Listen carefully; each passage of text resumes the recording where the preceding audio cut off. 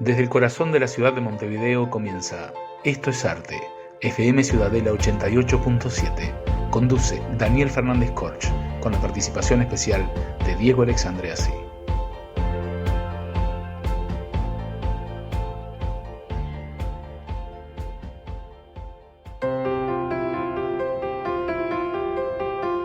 Estamos al aire en Radio Ciudadela 88.7 FM de tu buscador digital y nos encontramos en Esto es Arte, la frecuencia cultural que estabas esperando. Mi nombre es Daniel Fernández Corch y junto a Diego Alexandre haremos de los próximos 60 minutos un momento que no podrás dejar pasar, porque el arte es esa actividad creativa en donde muchos humanos logran plasmar sus emociones o sus distintas percepciones de la realidad. Como siempre, nos acompañan María García Marichal, Beatriz Marenco y Gladys Ledesma, cuyos aportes culturales son como la lluvia mansa que provoca toda esa gama de dulces sensaciones. Te recuerdo que puedes bajar la aplicación y tenerla en tu celular para escucharnos desde cualquier lugar del planeta. Y para esto debes ingresar a la página web www.fmciudadela.com.uy y también puedes dejarnos un mensaje si es que lo deseas al WhatsApp 092-337-877. Otra opción es nuestro correo electrónico programaestroesarte@gmail.com. También después de la salida al aire, hoy viernes, mañana sábado, lo podemos subir a YouTube y allí es donde nos puedes encontrar, compartirlo con tus amigos, darnos un me gusta y todo eso que dicen en las redes sociales, que yo no sé si suma, pero bueno, esperemos que nos den un me gusta. Esto es Arte, amigos, como siempre apoya a la Asociación Uruguaya de Escritores, AUDE, difundiendo así todas las actividades, tanto las presenciales como aquellas que se hacen por vía Zoom, contribuyendo de esta manera a la difusión de las conferencias, de los homenajes y las publicaciones de todos sus socios. El correo electrónico de la Asociación Uruguaya de Escritores es muy fácil: asociacionuruguayaescritores@gmail.com.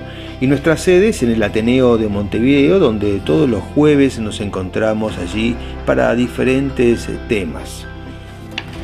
En la agenda cultural ahora de Esto es Arte, vamos a anunciar lo siguiente. Lo más cercano que tenemos es el próximo 11 de mayo, donde Lírica Montevideo se va a estar presentando nuevamente en el Ateneo para ofrecernos otros de sus grandes espectáculos de ópera clásica. Luego, el 17 de mayo, la escritora María Senatore se estará presentando en el Espacio Cultural del Notariado dentro del marco del Club de Lectura de la Asociación Uruguaya de Escritores. Y el 25 de mayo, ya cerrando el mes, AUDE abrirá sus puertas para el primer encuentro del desarrollo audiovisual del Ateneo de Montevideo. Esto es una propuesta que trata sobre cine nacional, así que creo que es una muy buena oportunidad para todos aquellos que estén interesados en las realizaciones nacionales, o aquellos que se quieran vincular a cineastas o actores o iluminadores, bueno, todo lo que ofrece el mundo del cine en nuestro país, y bien, tener ahí de primera mano el aporte que ellos les van a dar, van a ofrecer en este primer encuentro, uno de 3 durante todo este año. Estás escuchando Esto es Arte en FM Ciudadela 88.7 y de inmediato vamos a ingresar al primer segmento, que es Crónicas del Camino, donde ya Beatriz Marenco nos acerca como siempre historias sobre la vida ejemplar de muchos uruguayos que yo siempre le digo que son ilustres, que son nobles y están comprometidos con la cultura, y que con mucho esfuerzo además y también con mucha pasión han logrado hacer, yo creo que un giro en la realidad que les tocó vivir y que desde el pasado Beatriz Marenco los recuerda en cada programa en sus clásicas Crónicas del Camino. Beatriz, una alegría recibirte aquí en los estudios, así que adelante.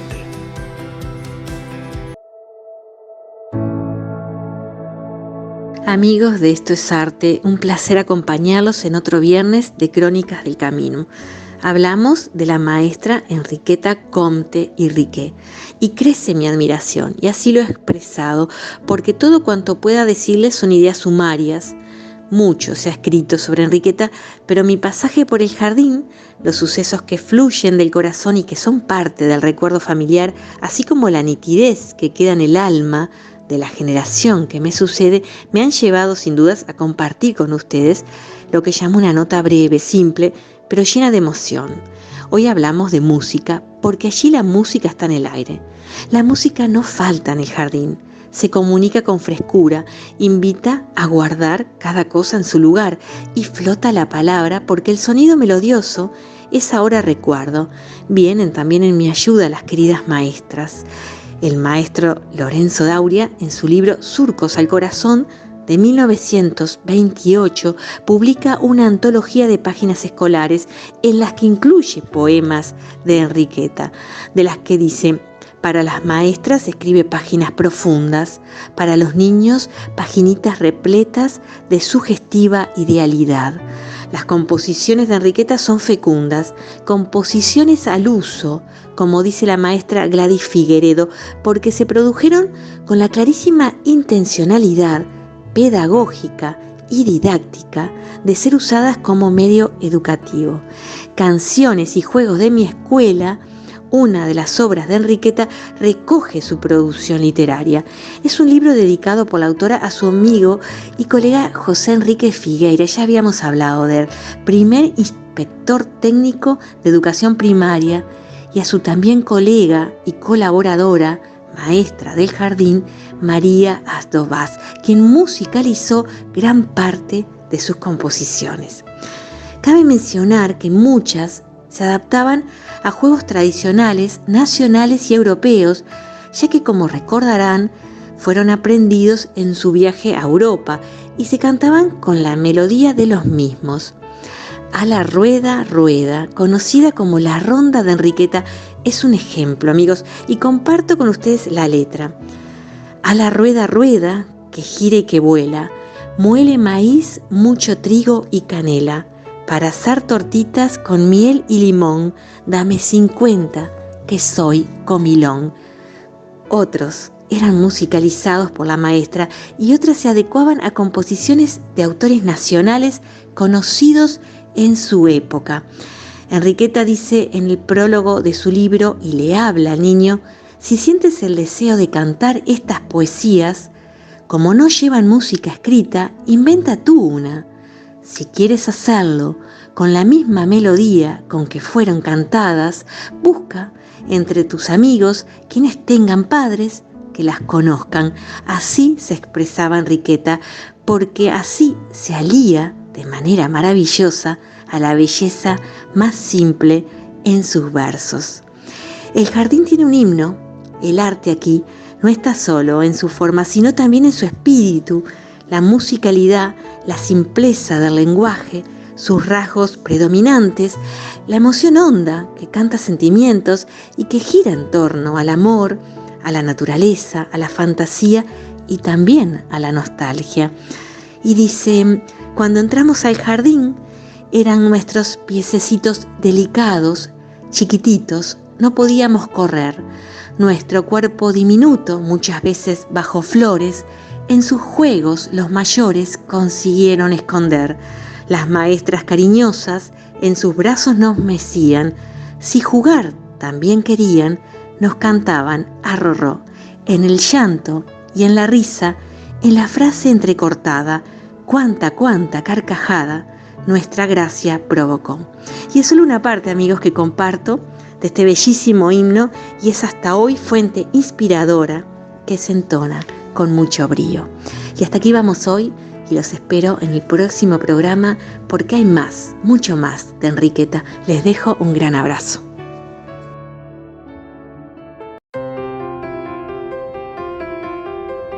Amigos, continuamos en esta tarde que va cayendo de a poquito en FM Ciudadela, en 88.7, en el programa Esto es Arte, para aquellos que nos están sintonizando en este momento.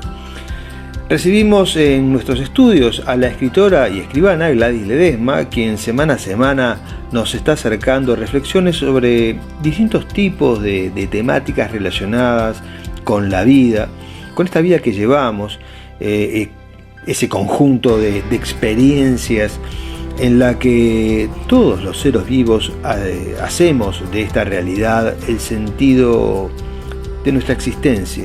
Y es así que ser o no ser es lo que se plantea hoy Gladys Ledesma. Es que la recibimos aquí en Ecos del Universo. Bienvenida, Gladys, a Esto es Arte. Hola amigos, hoy quiero traerles una frase para reflexionar. Ser o no ser, he aquí la cuestión. Con ella Shakespeare inicia el famoso monólogo de Hamlet. Y creo que es bueno detenernos un instante para preguntarnos, ¿soy? ¿Somos? ¿O no somos? Algo tan sencillo como ser, sin embargo, nos resulta tan difícil, pues ello implica, por un lado, conocerse a sí mismo, lo cual ya es una ardua tarea en sí misma, y luego exteriorizar ese ser sin barreras, siendo efectivamente quienes somos. No hay duda que la personalidad humana se forja en primer lugar en nuestro entorno familiar y luego continúa moldeándose con la educación formal, así como recibe influencias del medio social y cultural que nos rodea y de los paradigmas propios de la época que nos toca vivir. No obstante, parecería que además en cada uno existe algo así como un bagaje interior que no solo tiene características genéticas, sino que perteneciera a un fuero interno profundo y espiritual. Y todo ello en su conjunto nos transforma en seres únicos, irrepetibles.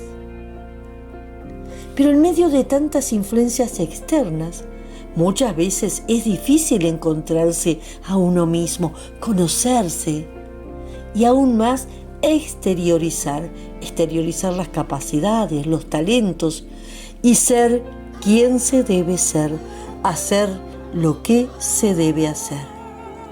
Y esta dificultad se agrava cuando la persona siente que su verdadera individualidad choca con las características familiares, con las estructuras y dogmas culturales de la época, entrando en conflicto entonces consigo mismo y su entorno. Como normalmente todos necesitamos cierta aprobación en nuestro medio, en estos casos quedan dos opciones: ahogar la verdadera esencia para no chocar y lograr la aceptación siguiendo la corriente social, pero pagando el duro precio de no ser.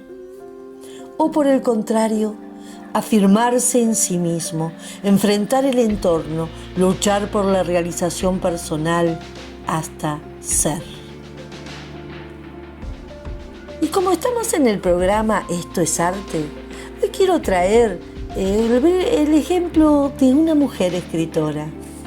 Recordemos a nuestra María Eugenia Vaz Ferreira, poseedora de un bagaje cultural importante y sobre todo de gran sensibilidad y espiritualidad que vuelca en sus poemas. Pero a ella le toca nacer en el siglo XIX, en medio de una familia de clase media acomodada, con parámetros sociales rígidos, que hacían que su destino fuera solo prepararse para lograr un buen matrimonio, tener hijos y actuar correctamente en sociedad. Pero su fuego interno le clamaba cual fuego por ser algo más. Por ejemplo, proyectarse en la escritura. Y todo ese ser interno, además de estar ahogada por los paradigmas sociales, también se veía ahogada por dos figuras muy fuertes que tenía a su lado: su hermano, intelectual exitoso, y una madre también de personalidad fuerte, que insistía que la literatura la desviaría de los roles a los que estaba destinada. Y a su vez hay que tener en cuenta que en la época la calidad de escritor estaba reservada exclusivamente para los hombres. Sin embargo, ella lucha contra esas estructuras y paradigmas, rechaza incluso los planes de su madre. Se dedica a la literatura de forma tal que hoy la reconocemos como la primera mujer uruguaya consagrada como poeta. Pero sin embargo, si bien sus poemas fueron leídos en público, publicados en forma individual, nunca llegó a publicar un libro durante su vida. Y tal vez el no haberse podido realizar plenamente como escritora, sintiéndose diferente, sabiéndose no aceptada plenamente en la sociedad, sin poder exteriorizar todo su ser interno, derivó en la depresión y en enfermedades que la quejaron. Pero además, tantos artistas quedaron relegados por no tener la fuerza interna para expresar su originalidad. Y personas que no se dedicaron al arte, también, aquí y allá, vemos que es difícil ser. Tal vez podemos afirmar que hoy tenemos una sociedad más libre socialmente. No obstante, tiene sus paradigmas propios y aquel que se siente diferente también sigue sintiendo dificultades.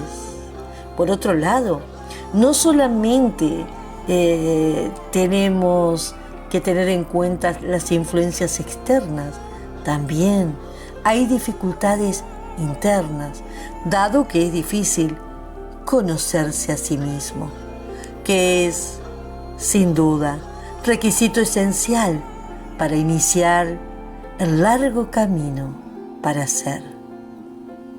Es por eso que hoy recordamos esta frase: ser o no ser, pues ello aún sigue siendo la cuestión. Gracias, amigos. Un abrazo. Ingresamos ahora al penúltimo bloque del programa. Aquí en Esto es Arte recibimos al artista plástico Diego Alexandre Assi, quien en su columna Hablarte ya había comenzado la semana pasada a acercarnos a la historia y al trabajo de Pablo Picasso. Hoy ya más concentrado en el Guernica. Pablo Picasso, un artista notable que incursionó en otras áreas también, ¿no? Como la escultura, y contribuyó a revolucionar las artes plásticas del siglo XX. Un artista que no solo trabajó en el cubismo, como ustedes ya saben, también exploró el surrealismo, el expresionismo, el modernismo. Realmente con mucha energía Pablo Picasso, un hombre que buscaba. Una personalidad también muy compleja, ¿no? Pero bueno, así son también los artistas. Así que recibimos a Diego Alexandre en Hablarte con Pablo Picasso. Hablarte con Diego Alexandre.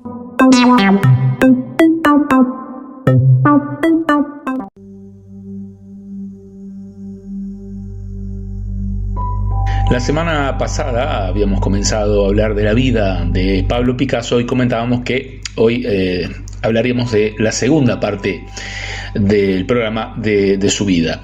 Pero nos olvidábamos de un hecho curioso que se cumplió al nacer. Ese hecho era de que el nombre de Pablo Picasso no es tan solo Pablo Picasso. En total son 19 palabras y 105 caracteres. El nombre con el que fue anotado era Pablo Diego José Francisco de Paula Juan Nepomuceno María de los Remedios Crispiniano de la Santísima Trinidad Ruiz Picasso. Increíble, es un hecho curioso de los tantos que lo acompañaron en lo largo de su vida. Y terminábamos el programa pasado con la etapa rosa de Pablo Picasso y hoy comenzamos con el Guernica.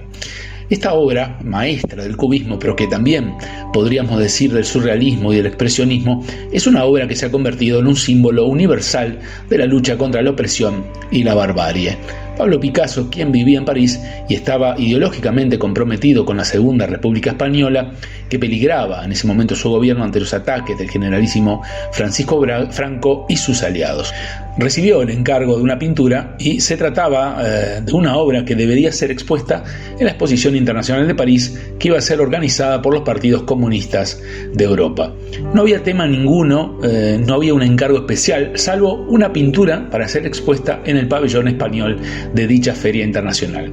Mientras el artista pensaba en qué realizar para cumplir con el encargo, se produjo, el 26 de abril de 1937, un feroz bombardeo a Guernica, una pequeña ciudad del País Vasco que fue perpetrada en conjunto por la Legión Cóndor alemana y la aviación italiana. El ataque terminó con la vida de 126 personas y las razones de semejante acto de guerra se debieron a que dicha ciudad estaba en manos de la República y había 3 fábricas de armas en ella. A la postre terminó siendo el disparador de lo que ha sido catalogada como la obra más importante del siglo XX.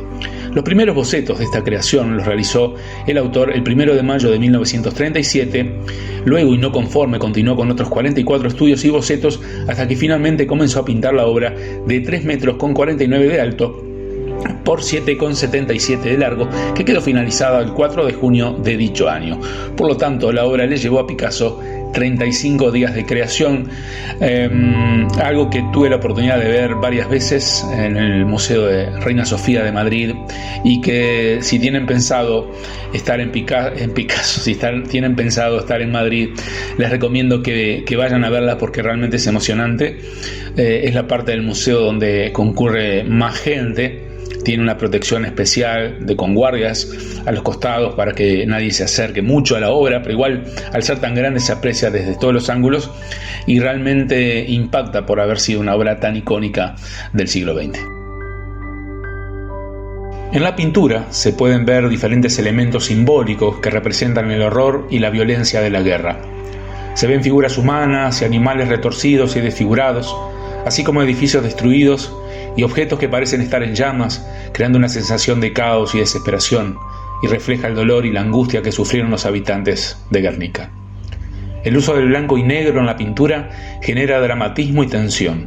La ausencia de color también permite que los detalles de las escenas se muestren con más claridad, lo que aumenta la sensación de horror y desesperación. Picasso, inteligentemente, refleja la realidad política de España en ese momento y la lucha de la República ante las fuerzas de Franco. De hecho, cuando este militar toma el poder en España, Picasso decide que la obra no irá a su patria hasta que acabe su gobierno. Por ese motivo fue resguardada durante 30 años en el MoMA, es decir, en el Museo de Arte Moderno de Nueva York. Y desde hace ya varios años, esta genial obra puede ser visitada y apreciada en el Museo de Reina Sofía, un antiguo hospital que es hoy uno de los museos de arte moderno más importantes del mundo y que es visitado todos los años por millones de personas. El Guernica es considerado uno de los cuadros más importantes del siglo XX y ha inspirado a numerosos artistas y movimientos artísticos. También es un símbolo de la lucha por la paz y la justicia en todo el mundo. Es una obra maestra que nos recuerda la importancia de la empatía y la comprensión en tiempos de guerra y conflictos, además de la compasión.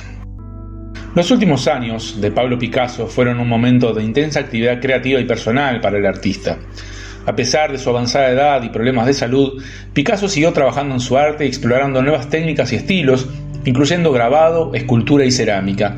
También creó una serie de pinturas y dibujos que se centraban en la figura de Jacqueline, a quien describía como su musa y fuente de inspiración. En 1961, a los 79 años, Picasso se enamoró de una joven modelo llamada Jacqueline Roque, su musa inspiradora. La pareja se casó en 1961 y pasó los siguientes años juntos en la casa de Picasso en la costa azul francesa. Ha sido caracterizado por muchos como un misógino, un matón que ponía a sus mujeres en un pedestal para luego derribarlas, un hombre que temía, además de desear, el cuerpo femenino y que era un marido, amante e incluso abuelo egoísta, exigente y narcisista. Más allá de su magnífica obra, se le puede estudiar también por la relación con las numerosas mujeres de su vida. Indudable genio con los pinceles, los estudios del pintor español coinciden en que hizo muchísimo daño a las mujeres a las que supuestamente amó, a quienes también trató de forma tiránica y despiadada. Fuentes de inspiración y objetos de deseo, iba hilvanando amantes y esposas, siendo infiel, si no a todas, a casi todas ellas. A pesar de su éxito y reconocimiento mundial, Picasso siguió siendo una figura controvertida en los últimos años de su vida. Su relación con Jacqueline fue vista por algunos como escandalosa debido a la gran diferencia de edad entre la pareja. Y también hubo críticas hacia su obra más reciente, que algunos consideraban menos innovadora que sus obras anteriores. Sin embargo, a pesar de las críticas, Picasso siguió siendo un artista influyente y respetado hasta el final de su vida. Murió en 1973, a los 91 años, en su casa en la Costa Azul, rodeado de su familia y amigos. En resumen, los últimos años de Pablo Picasso fueron una época de gran creatividad y experimentación. A pesar de la controversia y las críticas, el artista siguió explorando nuevas técnicas y creando obras que siguen inspirando y fascinando a la gente en todo el mundo. Su legado continúa vivo hoy en día como uno de los artistas más influyentes del siglo XX. En el final queda agradecer que nos hayan escuchado estos dos programas sobre la vida de Picasso. También decir que en la mitad de este programa escuchamos la canción de Jorge Drexler, Décimas para el Guernica. Drexler hizo una convocatoria, pidió a sus seguidores que le enviaran décimas, versos de una métrica concreta con los pensamientos universales y dispares que suscita la obra del maestro Picasso. Recibió 1.600 propuestas y aunque solo se puede quedar con 4, consiguió descifrar un mensaje que llevaba latente 80 años. No hay un rojo más intenso que los grises del Guernica. Nos escuchamos la semana que viene. Hablarte, con Diego Alexandre.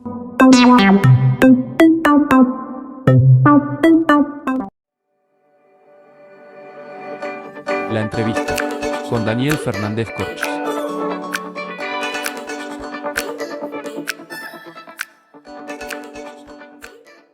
Estás escuchando FM Ciudadela 88.7 y nos encontramos en Esto es Arte, la frecuencia cultural que estabas esperando. Recibimos ahora al escritor Rafael Courtoisí, quien además es un artista que viene del mundo de la ciencia, más precisamente de la química, y quién sabe cuál debe haber sido la reacción que hubo en su interior para convertirse en el escritor que hoy conocemos. Bienvenido, Rafael, a Esto es Arte.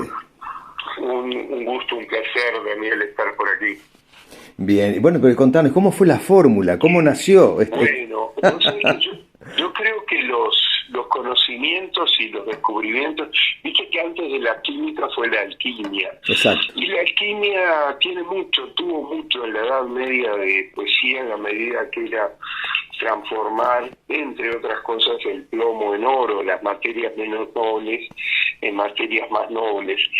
En el fondo eso que después llegó a todo un despliegue, y bueno, en mis primeros años yo estudié química, pero tiene que ver con esa alquimia que primero empezó con las sustancias y con la materia y después pasó a las palabras. Como decía Foucault, hay una relación entre las palabras y las cosas.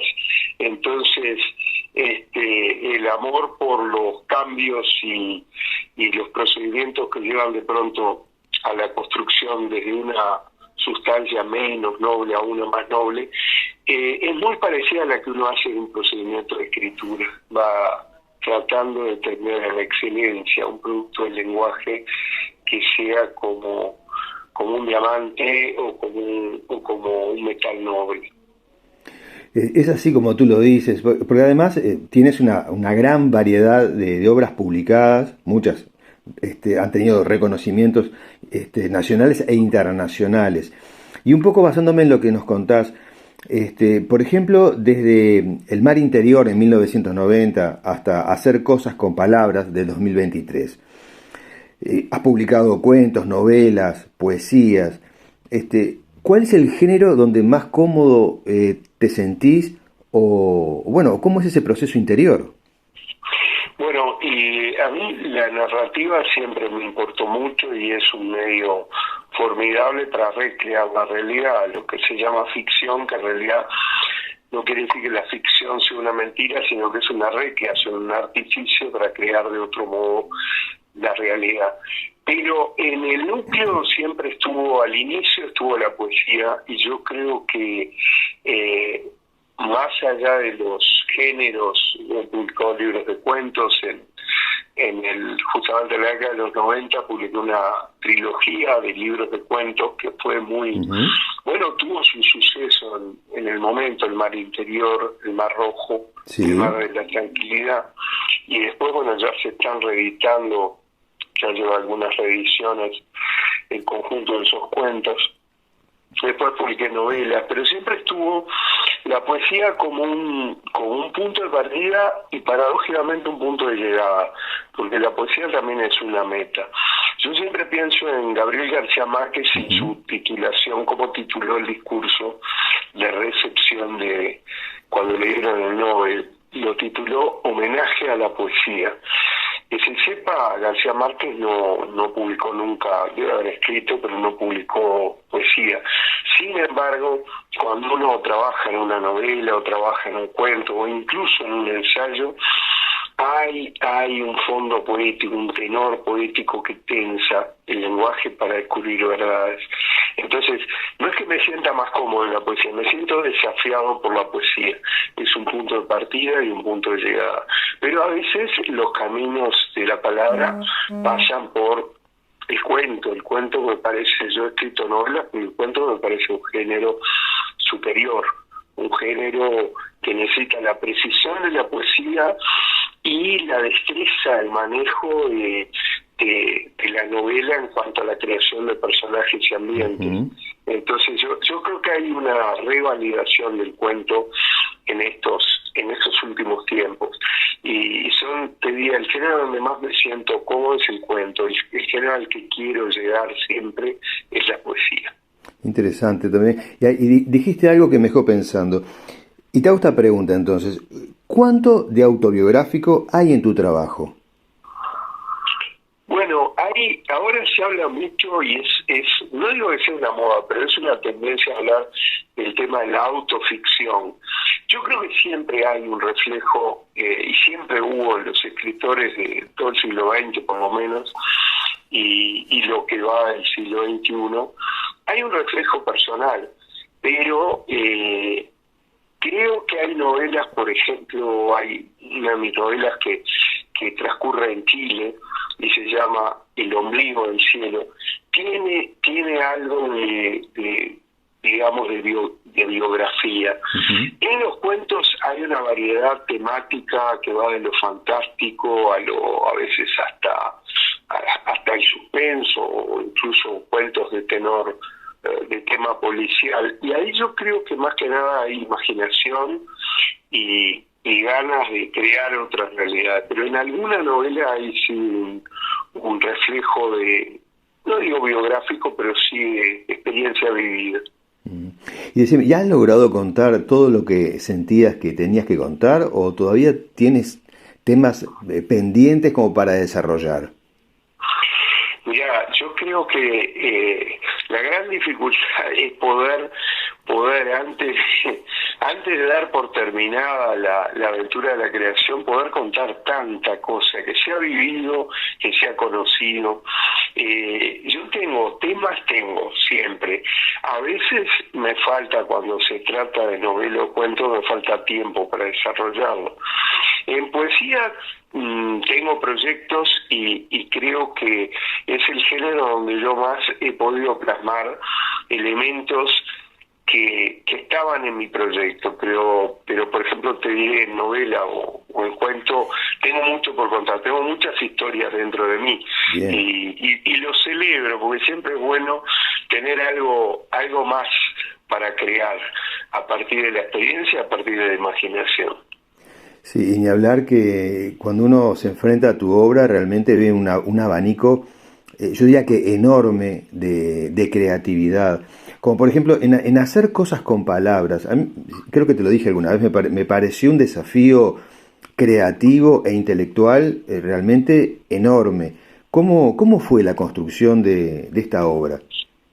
Bueno, este es un libro que acabo de publicar y apareció en enero del 2023 fue la edición, y en febrero hicimos un largo y por suerte muy feliz viaje a través de 8 ciudades españolas.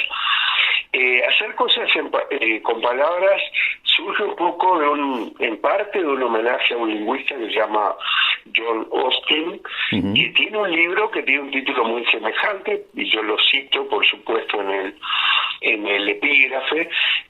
Austin trabajó en el lenguaje lo que él llama las locuciones realizativas, es decir, aquello que se hace dentro del lenguaje pero que resulta en un hecho. Por ejemplo, yo ahora te digo, te juro, o te aseguro, o te prometo, todos esos verbos conjugados están haciéndose dentro del lenguaje. Bendecir, maldecir, prometer, jurar, asegurar, estimar. Hay muchísimos verbos que representan una acción que solo se hace en el lenguaje. Hay una gran disyunción en hacer cosas con palabras en términos realizativos, que es uno ante la realidad cotidiana de todos los días puede o bendecir o maldecir. ¿Viste? Cuando algo te va mal y entonces te mandás una maldición o alguna palabrota, o también podés bendecir en el sentido de darle la voz para crearlo de otra manera. De esa experiencia y de la observación del mundo cotidiano, el mundo de todos los días, yo te diría hasta el mundo doméstico, de las frutas, las naranjas, los limones, una cuchara, una sombra en el jardín, sale ese libro tan múltiple que es hacer cosas con palabras. Un homenaje al lingüista Austin y una manera de decir y de proclamar que dentro del lenguaje se puede realizar, uno puede llegar a crear y que esa creación se transmita a los demás y los demás la tomen como propia. Hacer cosas con palabras, lo publicó una editorial relativamente reciente, pero yo ya había publicado hace 4 años con ellos otro libro, es una editorial española que la verdad que ha organizado muy bien las cosas, y pudimos presentar el libro en Madrid, lo pudimos presentar en Galicia, estuvimos en La Coruña, estuvimos en Santiago, me fui al otro lado de España, estuve en Córdoba presentándolo, pero también, 2 cursos, uno en la Universidad de Murcia y una conferencia, un cursito en la Universidad de Salamanca, donde también presentamos el libro. De manera que hacer cosas con palabras nos llevó y después de la pandemia yo no había vuelto a Europa, y nos llevó a reencontrarnos con amigos que en Europa y en España en particular también están haciendo cosas con palabras, creyendo en ese valor de el texto poético, y a veces el texto más, hacer cosas con palabras reúne algunos textos que son casi narrativos, son pequeñas piezas narrativas, pero lo hemos presentado como un libro de poesía porque está en esa esencia de tratar de bendecir la realidad a través de la palabra. Sí, la verdad que sí, es un libro muy bien planeado además. Y justamente me llevas a la siguiente pregunta, ¿no? Tú formas parte de la Academia Nacional de Letras, ya desde hace tiempo. ¿Y qué percepción tienen todos allí en la Academia sobre la facilidad que de repente mucha gente tiene para publicar, dada la posibilidad de los medios digitales, que facilitan mucho las cosas hoy en día para publicar, sin pasar por ese rigor del camino que tiene ser todo artista, ¿no? Pero obviamente no tienen de repente el peso que de repente muchas obras tienen o deben tener, ¿no? Sí, justamente una de las preocupaciones de la Academia, y cuando digo la Academia Nacional de Letras, hablo también de la Real Academia Española y la Asociación Latinoamericana de Academias, que forman parte de un mismo cuerpo, de una misma corporación. Sí. La gran preocupación es, por un lado, por supuesto, es inevitable y es plausible, o sea, no está mal que la escritura, la creación esté a través de las redes, a través de los blogs, a través de las páginas web y portales, queda al alcance de todos como nunca estuvo en la historia de la humanidad. Exacto. Lo que ocurre es que con esa enorme difusión y esa aparente facilidad, también ha venido una pérdida de referentes o de rigor. Exacto. Y lo bueno, que haya corporaciones como la academia, es no velar por un rigor adusto o solemne, sino buscar la manera de que aún en este mar extraño de la internet, de la superconexión, porque ahí tenemos que distinguir entre estar conectados, y el mundo indudablemente está conectado. En este momento yo por WhatsApp o por otro medio puedo comunicarme con Australia o puedo comunicarme con Londres, pero estamos hiperconectados. La comunicación es un paso un poco más profundo. La comunicación necesita códigos y articulaciones en el lenguaje efectivas y con un cierto rigor para no perder la esencia humana de esa comunicación. Entonces, la paradoja que yo te quiero enseñar, Daniel, es que estamos muy conectados, pero de pronto no estamos tan comunicados como creemos. Exacto. Estamos más conectados que comunicados. Publicar un poema en las redes no necesariamente es comunicarlo.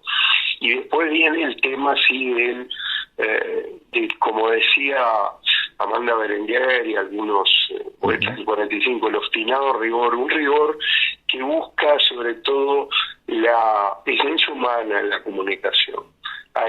Yo creo que hay que respetar los códigos los códigos lingüísticos, los códigos gramáticos, aún con la posibilidad de innovarlos, por supuesto, pero respetarlos para poder comunicar con efectividad. Muy claro, Rafael. Y una de las últimas preguntas que te quiero hacer, tú regularmente brindas o impartes talleres literarios. ¿Qué significa ese espacio para ti? Bueno, es un espacio de enorme libertad y responsabilidad, las dos cosas. Es decir, libertad porque los determino yo, los convoco.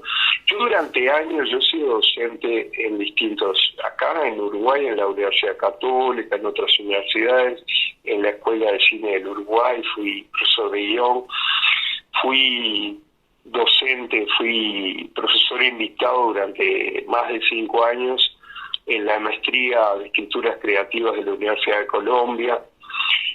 Fui profesor en varias universidades en Estados Unidos y es una maravilla esa experiencia, porque son contactos con alumnos absolutamente diferentes, pero siempre ateniéndonos a ciertos programas, a cierto esquema académico.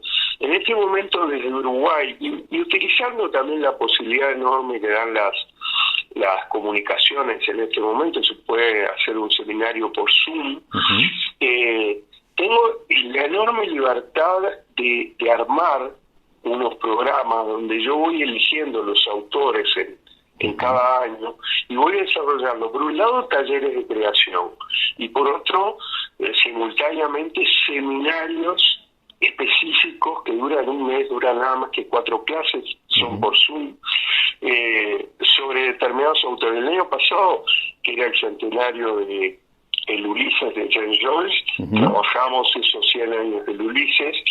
El año pasado se cumplían 100 años de la muerte de Marcel Proust y nos ganamos la patriada porque fue todo un tema de armar un curso, un seminario específico sobre la recherche du temps perdu, la búsqueda del tiempo perdido, un libro capital de Marcel Proust que es en 8 tomos y que gracias a la facilidad que dan las distintas plataformas, es un curso donde concurrieron, digamos, en la plataforma virtual del Zoom, algunos alumnos de España, otros de Estados Unidos, y este año, estamos festejando los 100 años que cumple de nacimiento Italo Calvino, con un curso que está desarrollándose en este momento, y vamos a seguir con un curso dedicado a Pablo Neruda.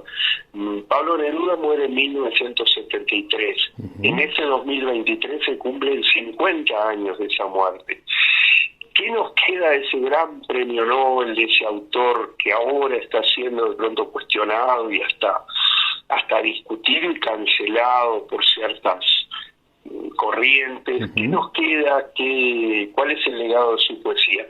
Lo bueno de estos seminarios es que podemos ir armándolos de acuerdo a a ese cronograma, y entonces por ahí viene la enorme libertad y disfrute con que lo hacemos. Por otro lado está el desafío y la enorme responsabilidad de que a través de las redes, tenemos alumnos de muchos lugares del mundo, de Ecuador, de Colombia, y entonces de algún modo se exige un rigor como antes lo poníamos en los cursos académicos que dimos en diversas universidades. Es así, sí, realmente yo tenía esa percepción de que realmente lo disfrutabas, ¿no? Uno palpa las cosas por cómo las presentás. Así que más allá del rigor y demás, yo creo que es un espacio muy importante desde esa perspectiva, ¿no? Sí, es fundamental la amenidad. Se acabaron los tiempos donde una lección académica, una lección, literaria o cultural, debía ser específicamente solemne. Yo creo que la amenidad y la parte lúdica tiene que ir de la mano con la rigurosidad. Y por suerte creo que lo estamos logrando. Yo lo disfruto mucho. Ponemos mucha creatividad en el sentido de hacer cursos que no sean simplemente, yo te mencioné esto, pero hay otros cursos como cuentos con valor agregado, o ahora vamos a dar narrativas del éxito y narrativas del fracaso, que es un seminario que nos lleva desde los cuentos y las novelas hasta la vida misma. Todos nos contamos la vida como una historia de felicidad y de salida, de llegada a metas, o a veces también como una historia de fracasos. Entonces, ahí el rol de la narrativa va más allá de lo que es tradicionalmente la literatura. Y te puedo asegurar que uno se puede divertir mucho por un lado y conocer mucho de uno mismo y de los demás a través de este tipo de propuestas. Ya lo creo. Bueno, Rafael, muchas gracias por tu tiempo. Siempre resulta muy breve para todo lo que deberíamos hablar. Pero bueno, lo vamos a seguir conversando en el correr del año seguramente. Es un placer enorme charlar contigo, Daniel. Yo creo que vos sos uno de esos mentores de la rigurosidad a través de tu editorial y de tu propia obra, y también de la medida, y que esa apuesta nos encuentra juntos. Así que un abrazo enorme y mi agradecimiento. Bueno, muchas gracias. Nos despedimos de Rafael Courtoisí en Esto es Arte, desde el corazón de la ciudad de Montevideo. Una nueva entrevista para ustedes que seguramente la vamos a disfrutar en breve. La entrevista con Daniel Fernández Corch.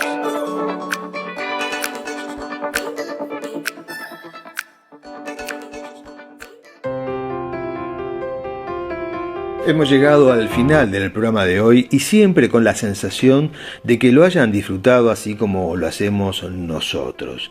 Porque, como dicen por ahí, el camino más largo es cuando uno se queda parado, pero la vida siempre te va a dar una nueva oportunidad. Por eso no te quedes allí, camina, da el primer paso como siempre decimos.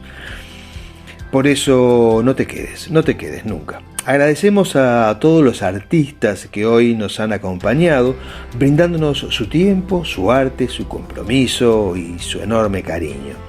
Desde el corazón de la ciudad de Montevideo te decimos abur, chao, adiós, hasta pronto. Nos reencontramos la próxima semana en una nueva entrega de Esto es Arte, la frecuencia cultural que estabas esperando. Mi nombre es Daniel Fernández Corch y junto a Diego Alexandre, María García Marichal, Beatriz Marenco y Gladys Ledesma, y también junto a Esther Ferreira, nuestra operadora estrella, que semana a semana hacen posible este programa al aire, te decimos adiós. Recuerda que mañana sábado también nos puedes escuchar en su repetición a las 18 horas aquí en FM Ciudadela La frecuencia cultural que estabas esperando en este programa, que ya lleva varios años al aire, como es Esto es Arte. Recuerden también que muchas veces no nos entendemos porque no siempre tenemos el mismo punto de vista, pero no por esto debemos creer que es un problema. Más bien creo que es un beneficio porque es la manera de poder aprender de otro, y es lo que nos interesa a nosotros aquí en Esto es Arte. En cada segmento buscamos siempre ofrecerles nuevas perspectivas para poder entender que en la complejidad de la vida está siempre algo creativo para sacarnos del lugar en donde estamos, para bien y para mal, porque siempre es un progreso. Chau amigos.